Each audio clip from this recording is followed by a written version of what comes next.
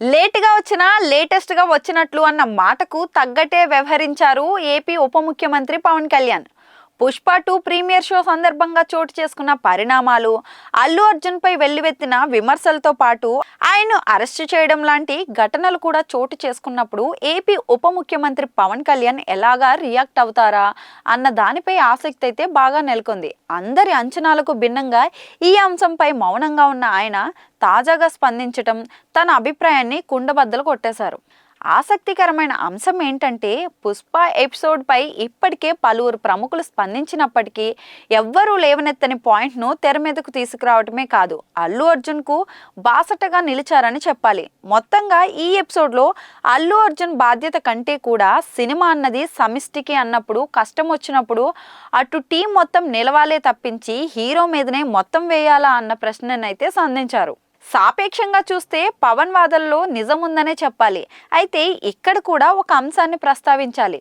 'పుష్ప' ఎపిసోడ్లో మొత్తం తప్పును అల్లు అర్జున్ మీద వేయటాన్ని తప్పు పట్టిన పవన్ ఆ సినిమా కారణంగా గరిష్ట ఆర్థిక ప్రయోజనాన్ని పొందించి బన్నీనే కదా.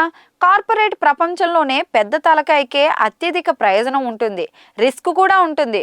అలా చూసినప్పుడు 'పుష్ప' మూవీని మొత్తం తన భుజాల మీద మోసి 350 కోట్ల రెమ్యూనరేషన్ తీసుకున్నప్పుడు, తప్పు జరిగినప్పుడు, అది కూడా తాను ప్రీమియర్ షోకు వెళ్ళిన సందర్భంలో చోటు చేసుకున్న తొక్కిసలాటకు యూనిట్ ఏం చేస్తుంది అని అన్నదే ప్రశ్న. సినిమా గురించి, సినిమా ప్రపంచానికి సంబంధించిన అంశాలు ఎలా ఉంటాయి, అవి ఎలా పనిచేస్తాయన్న అంశాలు పవన్కు చెప్పాల్సిన అవసరం అయితే లేదు. ఏళ్లకు ఏళ్లుగా అందులో ఉన్న వ్యక్తి కొన్ని అంశాల్ని గుర్తు చేయాల్సిన అవసరమే లేదనే చెప్పాలి.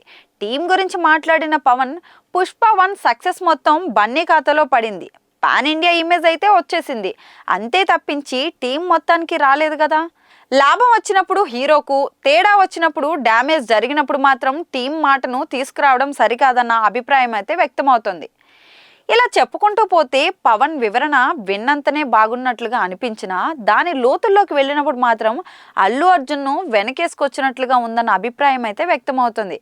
అలాని పూర్తిగా కాకుండా నెగిటివిటీ తీవ్రత కొంతమేర తగ్గించేలా పవన్ అయితే వ్యాఖ్యలు ఉన్నాయని చెప్పుకొచ్చారు.